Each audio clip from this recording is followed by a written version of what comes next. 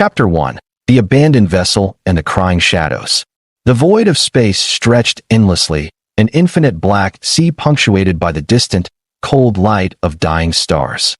Amidst the vast nothingness, a broken ship drifted silently, a relic of some forgotten skirmish, its hull marred by old battle scars and the rusting remains of energy burns. The Ascaris, once a proud trade vessel, now lay gutted and forsaken, its engines dark, its systems running on the last dregs of emergency power. The ship had been reported missing months ago, presumed lost with all hands, yet here it was, the ghostly hulk swallowed by the eternal abyss. To any casual observer, it would have seemed like another derelict wreck, a husk stripped of life and purpose, floating toward an inevitable end. But deep within its bowels, past shattered bulkheads and decompression-blown corridors, something still breathed. Faint sounds, almost imperceptible, echoed through the metal carcass, whimpering, shuffling, the shallow gasps of a life clinging desperately to survival. Down in the cargo hold, chained against the cold floor, lay a feline-like alien, her fur matted with sweat, grime, and the sickly scent of fear. She had once been called Nixera, a proud member of the Qatarier race known for their agility, cunning, and deep familial bonds. Now, she was nothing but a prisoner, a forgotten piece of cargo left to rot in the dark. Her golden eyes, once sharp and full of spirit, were dull with exhaustion, her breath uneven, her body weakened from prolonged starvation. She had not eaten in days, perhaps longer. The only thing keeping her going was the fragile warmth of the small bodies curled against her, their tiny mules pressing against her ears, reminding her why she could not allow herself to die. Her children, 3 helpless kittens, huddled close to her, their small bodies trembling from hunger and cold.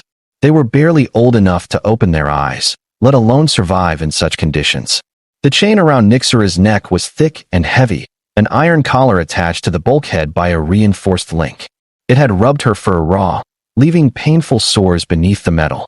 Her wrists and ankles were likewise shackled, though whoever had bound her here had cared little for comfort. She had long since stopped trying to struggle against her restraints. The metal had won, leaving her wrists bruised and bloody. The cargo hold was dimly lit by the emergency lighting, flickering red and casting long, looming shadows across the walls. The air was stale, thick with the scent of rust, spilled fuel, and the ever-present stench of decay. A low hum resonated through the ship, some subsystem struggling to stay online despite the vessel's failing power. But beyond that, there was only silence.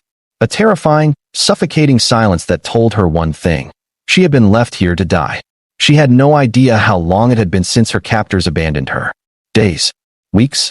It was impossible to tell in the void. They had been slavers, pirates perhaps, who had taken her and her babies after raiding a merchant convoy. She had fought, oh, how she had fought to keep her young safe. But it had been hopeless. The moment they had shackled her, her fate had been sealed. She had expected to be sold, trafficked to the highest bidder like so many of her kind before her. But something had gone wrong. The pirates had left her behind, dumping her on this dead vessel like useless cargo, a mistake they hadn't bothered to rectify. Maybe they had been in a hurry. Maybe something had scared them off. Maybe they had simply decided she wasn't worth the trouble. Her throat was dry, her stomach a hollow pit gnawing at her insides. She had tried to conserve her strength, rationing what little energy she had left for her kittens, pressing them close, trying to shield them from the worst of the cold. But she was growing weaker by the hour. The ship's systems were failing. She could feel it in the air, the temperature dropping steadily, the oxygen levels thinning. Soon, even breathing would become difficult. Her children would not survive, and neither would she. For the first time, true despair began to settle into her bones. She had fought for so long, endured so much, but what had it amounted to? Nothing. Just another lost soul drifting through the abyss, waiting for the end. Her ears twitched at the sound of her youngest kitten mewling weakly against her chest, and she felt her heart clench with helplessness. Was this it? Was this how it ended? Trapped, chained, unable to even hold them properly in their final moments? She closed her eyes, pressing her forehead against the cold metal floor. If there are gods out there, hear me. I don't care for myself. But my children. Please, don't let them die like this. Fate, it seemed, had been listening. From the depths of space, a lone vessel approached. A small, unassuming ship, a scavenger's vessel, its hull patched together from various scraps, its insignia barely visible against the wear of travel. It was not a pirate's ship, nor a slaver's. It belonged to a man who had no crew, no allegiance to any empire or faction. A man who had long since left the politics of the galaxy behind him. Callum Drake was his name, and he was no hero, at least, not in the conventional sense. He was a salvager, a wanderer, a man who made his living picking through the carcasses of dead ships, finding whatever scraps of value he could before moving on to the next.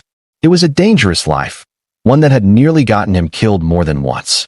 But he preferred it to the alternative. His ship, the Vanguard, had picked up the Ascaris by chance. A derelict vessel, unmarked, drifting in neutral space. It was the kind of find that piqued a scavenger's interest. There was always a chance of valuable cargo left behind, abandoned supplies, or even old tech that could fetch a decent price in the right markets. So he had come, expecting nothing more than another routine salvage run. What he found instead was something he had never encountered before. As he maneuvered his ship closer, his scanners picked up something unexpected: life signs. Faint, but there. He frowned, adjusting the readings. That couldn't be right. A ship like this, dead for who knew how long, shouldn't have anything left alive on board. Pirates didn't leave survivors. Whatever crew had been here was long gone, either dead or taken. And yet, the readings persisted. Weak biosignatures, clustered deep within the ship. The hell? Callum muttered, leaning forward, adjusting his sensors. It wasn't just one life form. There were 4. His gut twisted. He had seen enough horrors in his line of work to know that this wasn't normal. Abandoned ships with survivors usually meant one thing: someone had left them behind on purpose. He hesitated. His instincts told him to turn back, to leave it alone. Whatever was in there, it wasn't his problem. He wasn't some knight in shining armor. He was a salvager, not a rescuer.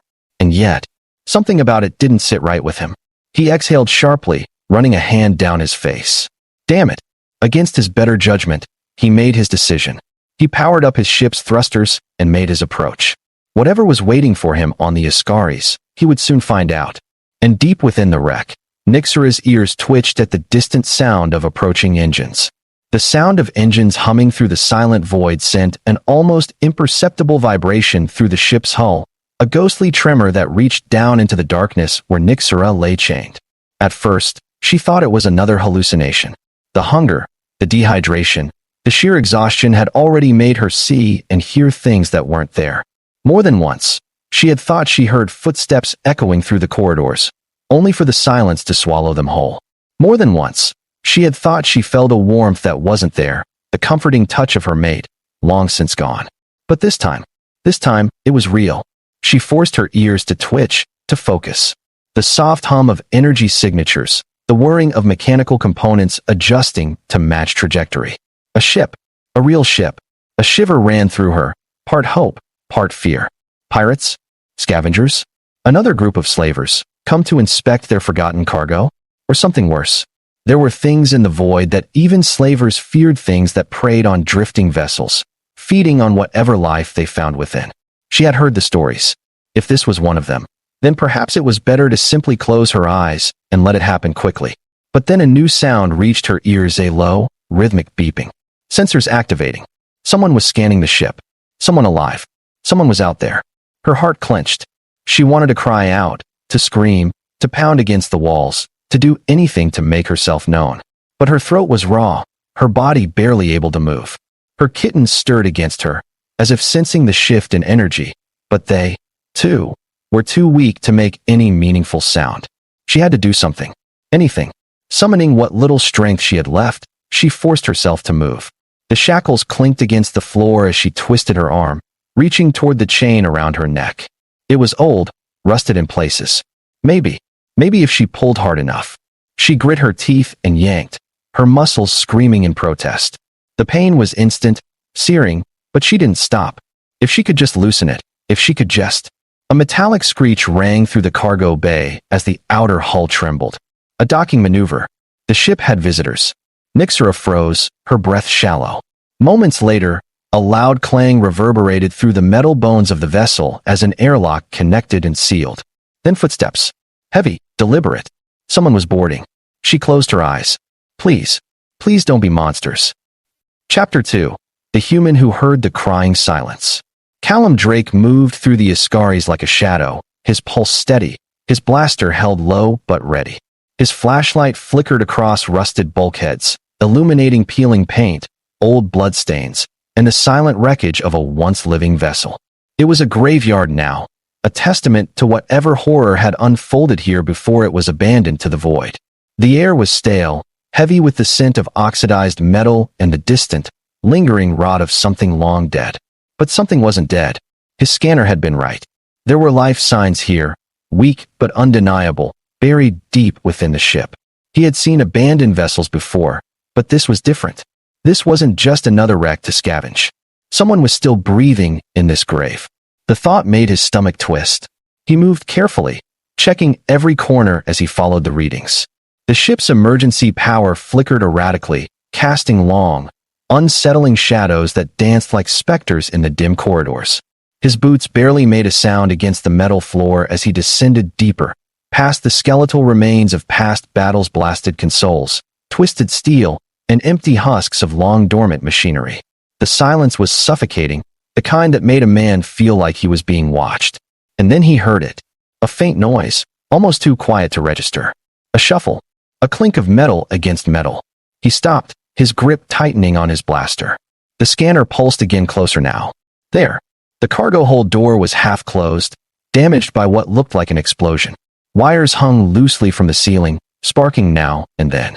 The emergency lights flickered, bathing the interior in a dim, shifting glow. He hesitated, listening. Then a sound that made his chest tighten. A small, weak whimper. It wasn't human.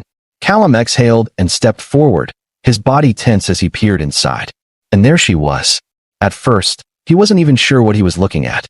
A figure, slumped against the far wall, chained like some forgotten prisoner. A female, alien in nature, her body curled protectively around three smaller shapes. Her fur was unkempt, matted, her frame thin from starvation. But it was the eyes that struck him. Golden, dull but aware, desperate. She barely reacted to his presence, her body too weak to move. The three small bundles pressed against her chest stirred slightly, one of them letting out another soft, pitiful mewl. Kittens. Callum's jaw tightened.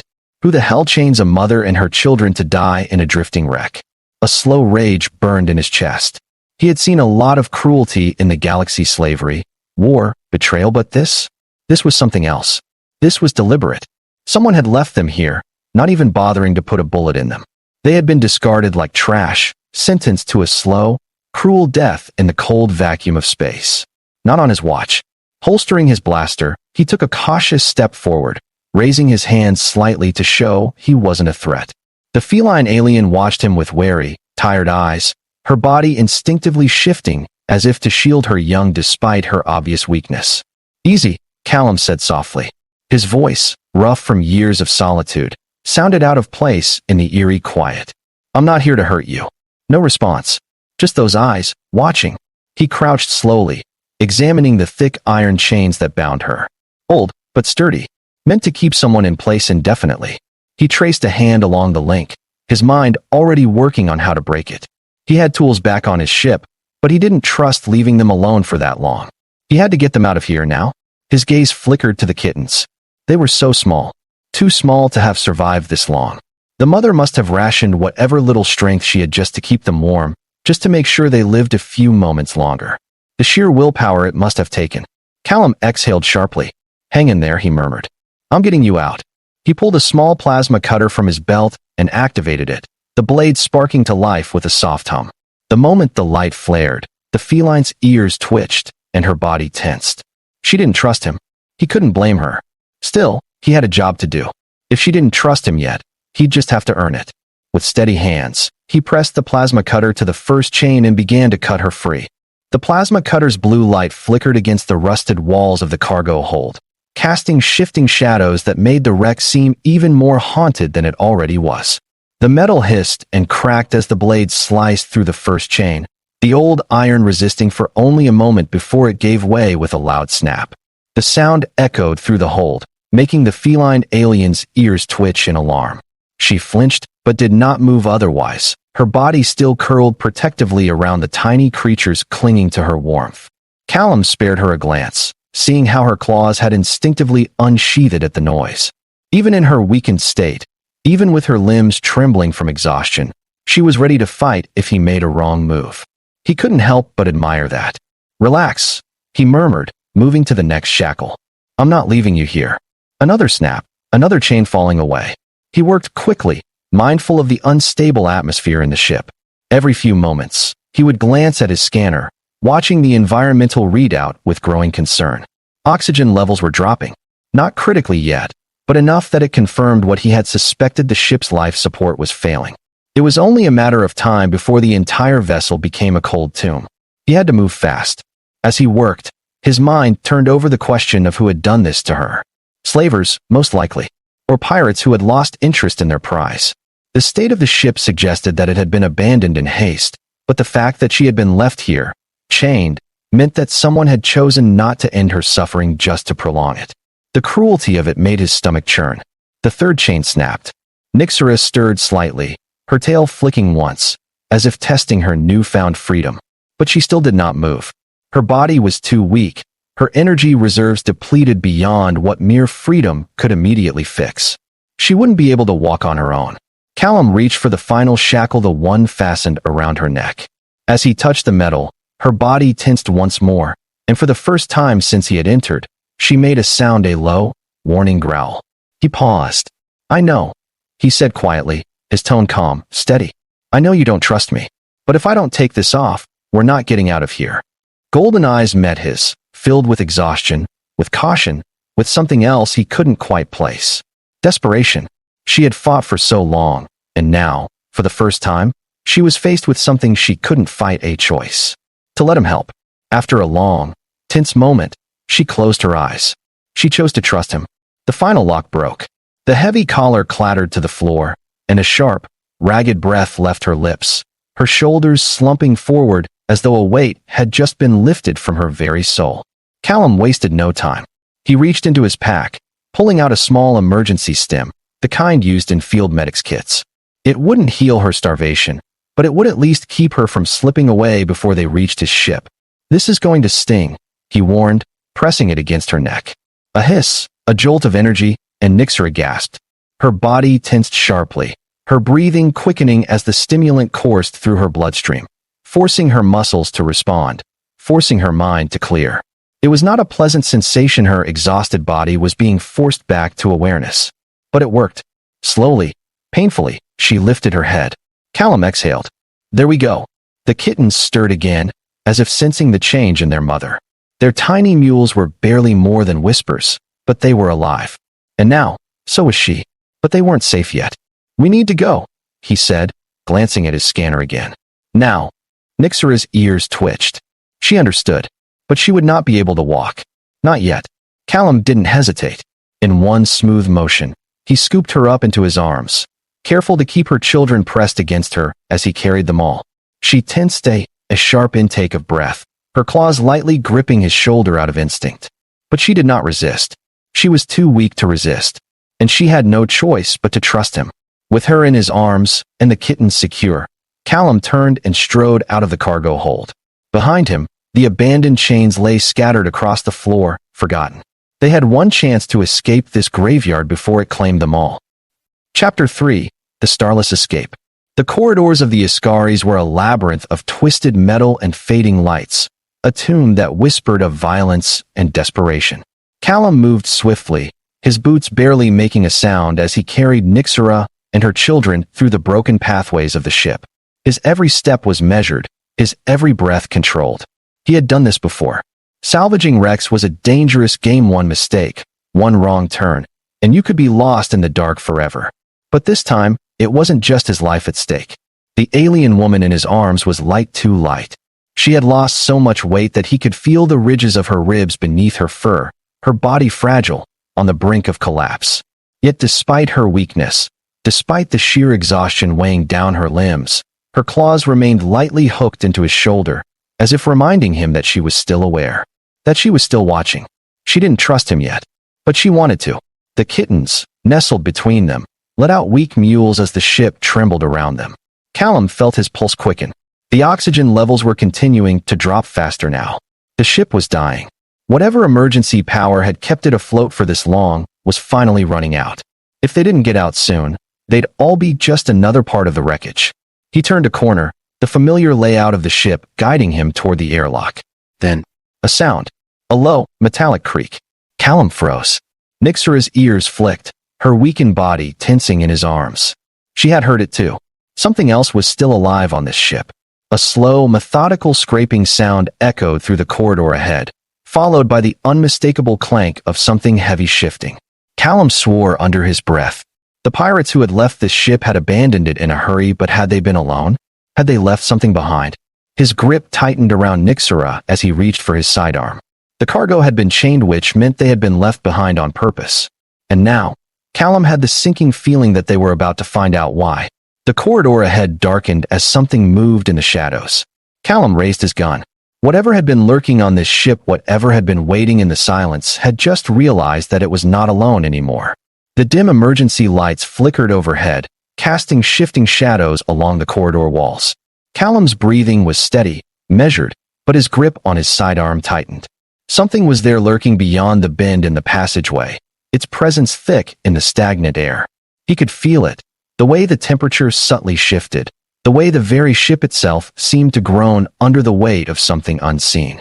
Nixera tensed in his arms, her ears flicking toward the sound, her golden eyes narrowing in the darkness. Even weakened as she was, even with her body frail and barely clinging to strength, her instincts remained sharp. She knew danger when she sensed it. The soft, whimpering mews of her kittens pressed against her fur seemed to snap her mind into focus, and Callum felt the slightest tremor in her muscles, a desperate urge to fight, to protect her young, even when she had nothing left to give. Callum took a step forward, slow, careful. The ship's decrepit metal creaked beneath his boots, and the noise echoed through the dead corridors like a whisper carried by the void itself. Then, the scraping returned closer this time. Deliberate. Hunting. He swore under his breath. His instinct screamed at him to run. Whatever was here had been left behind on purpose, and he was now face to face with the reason why. A shape emerged from the darkness, a twisted, hunched mass of metal and flesh, something that had once been humanoid, but had long since abandoned any resemblance of life. Its arms were elongated, skeletal, clawed fingers dragging along the corridor walls, leaving deep, jagged scars in the rusted metal. Its head, if it could be called that, was a malformed helm fused to flesh, cracked lenses where eyes should have been, glowing faintly with an eerie, sickly blue light. A cybernetic horror. Callum's pulse spiked. A bioconstruct, abandoned and starving, left to guard the ship in the absence of its former masters. The slavers had chained Nixera here, not just to die, but to serve as bait to keep this thing occupied, to ensure it stayed trapped. She had been nothing more than a distraction to them. And now, it had found new prey. The construct lurched forward, its rusted servos screeching as it moved, its claws twitching, eager, sensing fresh life where there should have been only silence. Callum fired. The first shot hit home, slamming into the abomination's side with a shower of sparks, the energy bolt searing into exposed wiring beneath decayed flesh. The thing staggered but did not stop. It let out a sound, a hollow, rattling exhale, like the last breath of a dying machine, before charging forward. Damn it! Callum pivoted, gripping Nixera tighter against his chest as he spun on his heel. He had no time to waste. The ship was collapsing, the oxygen was depleting, and now, there was something inhuman hunting them. The airlock was just ahead. He ran. Behind him, the creature's metallic claws tore into the walls, shredding through layers of bulkhead plating as it pursued. It was faster than it should have been, considering its decayed state. But it wasn't just fast, it was desperate. It had been trapped here for who knew how long. And now, it had found an escape. The airlock controls flashed red, the manual override still active from when Callum had entered. He could make it. If he could just. A metallic limb lashed out. Callum dodged, barely, feeling the wind of the strike pass within inches of his side. It ripped into the wall instead, sending a spray of shattered steel cascading around him. Sparks flared. The emergency lights flickered violently. Nixera hissed, her body trembling as she instinctively curled tighter around her young. Even in her weakened state, even with death mere seconds away, she refused to let them go. Callum didn't hesitate. With a sharp, forceful kick, he slammed the airlock console. The doors hissed open. A split second was all he had. He lunged forward, diving through just as the creature swiped again, its clawed hand grazing the metal frame of the doorway as it slammed shut behind them. A screech of frustration rattled through the ship. The construct howled, but the doors held. For a moment, there was silence. Then, the ship shuddered violently. Callum hit the emergency detach switch. The docking clamps released. The Vanguard's engines roared to life. The Ascaris, its final breath stolen, vanished into the void behind them. Chapter 4. The Price of Survival. The Vanguard sailed through the dark, its reinforced hull shielding its passengers from the lifeless cold of space.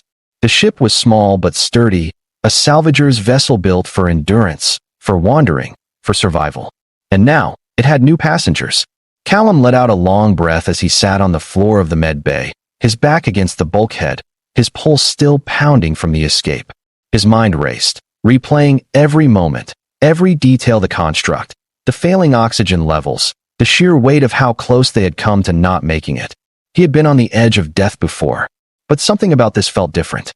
Across from him, Nixera lay on a padded cot, still too weak to sit upright, her body trembling from sheer exhaustion. But she was alive, and her children, wrapped carefully in soft emergency blankets, nestled against her warmth, letting out small, peaceful breaths. Callum watched them in silence. For all the horrors they had endured, for all the suffering that had nearly claimed them, they had made it. They had survived. But what now? The feline alien opened her eyes slowly, her golden gaze settling on him. For the first time, there was no hesitation, no fear, only quiet exhaustion and something else. Recognition. A silent understanding passed between them. Callum exhaled. "You're safe now," he said, voice softer than before. She studied him for a long moment, then lowered her head, nuzzling her kittens close, her body finally relaxing, as if truly believing him for the first time. Callum pushed himself to his feet, rubbing a hand down his face. He had meant for this to be just another job, another salvage run in the endless void. But now he wasn't sure, because he had saved her, and something told him he wasn't meant to leave her behind. Callum stood near the medbay's entrance, arms crossed, watching the feline alien and her newborns as they rested. His ship hummed softly around them, a far cry from the silent tomb of the Ascaris. The warm lighting cast a golden hue over Nixera's fur, making her seem less like a half-starved prisoner and more like something alive again.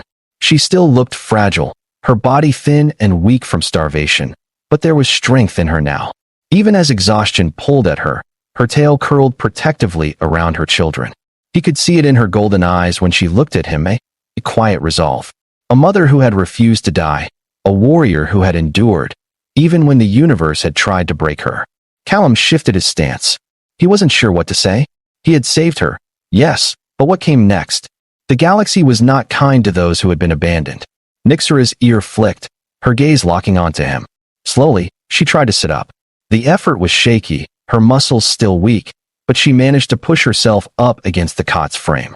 She winced slightly but held her posture, determined not to look as fragile as she felt. Her voice was hoarse when she finally spoke. "Where are we?" Callum took a step forward, lowering himself to sit on a nearby crate. "We're on my ship, the Vanguard, a scavenger's vessel. I picked up your distress signal or whatever was left of it." She took a slow breath, as if absorbing the reality of her situation. Her claws flexed slightly against the fabric of the cot, gripping it. "The slavers. Gone," Callum said simply. "They left you to rot. Whatever happened on that ship spooked them enough to cut their losses." Her tail twitched. "You saw it?" He nodded grimly. "Yeah." The memory of the construct still made his skin crawl. I don't know how long it had been there, but it wasn't something you'd want to run into twice. Nixera was silent for a long moment, her eyes flickering toward her sleeping kittens. "They were going to sell me," she murmured, her voice quieter now. "I wasn't worth the effort. I think they were going to sell my children too." Callum's jaw tightened. He had seen things like this before. Slavery, cruelty, entire species treated like commodities. It was one of the many reasons he had long since stopped trusting the galactic factions. None of them had ever truly cared for the ones who suffered. "I'm sorry," he said finally, and he meant it. Nixera let out a slow breath. "But you saved me," she said, her voice carrying an odd weight to it, as if she still couldn't quite believe it herself. "Why?" Callum blinked at the question. He had asked himself the same thing. He wasn't some hero. He wasn't the type to get involved in things like this. And yet, when he had seen her chained in the dark, her children pressed against her, something in him had refused to walk away. He sighed, rubbing the back of his neck. I don't know, he admitted. It just didn't sit right. Nyxera studied him for a long time, her eyes searching his face as if trying to find some deeper answer in his features. Finally, she lowered her head slightly, an almost imperceptible nod of understanding. A comfortable silence settled between them. Then, Callum spoke again. What now? Nyxera hesitated. I don't know. Her ears twitched. I have nowhere to go. That was the truth of it, wasn't it? She had no home, no family, no way of returning to whatever life she had once known. Even if she did, who was to say it was still waiting for her? Callum thought for a moment. He had been traveling alone for a long time. He had never minded it. He had told himself it was better that way. No attachments. No responsibilities. But now, he looked at her again. Looked at the tiny creatures pressed against her warmth, still sleeping soundly, safe for the first time since their birth. He let out a quiet sigh. Well, he said, leaning back slightly, you could stay. Nyxera blinked. Stay. On the ship, Callum clarified. It's not much, but it's better than being left at some spaceport with nothing. He met her eyes. You and them. A long silence followed. Nyxera's tail flicked, her ears twitching slightly, as if she were processing the offer. It wasn't a grand declaration, not some heroic promise to change her life forever, but it was something real. A second chance. A place to exist without being shackled. She looked down at her kittens, at the tiny lives she had fought so hard to keep breathing. Slowly, she curled her tail around them again, a silent gesture of protection, of consideration. Then, at last, she lifted her gaze to Callum's once more, and nodded. A small, quiet nod. Callum exhaled, running a hand through his hair. All right then, he muttered, standing up. Guess we're figuring this out together. Nyxera's lips twitched slightly, not quite a smile, but close. Callum turned toward the cockpit. He didn't know what tomorrow would bring, what dangers still lay ahead. But for now, he had a destination to chart, a ship to keep running. And for the first time in a long while, he had something more than just himself to fight for.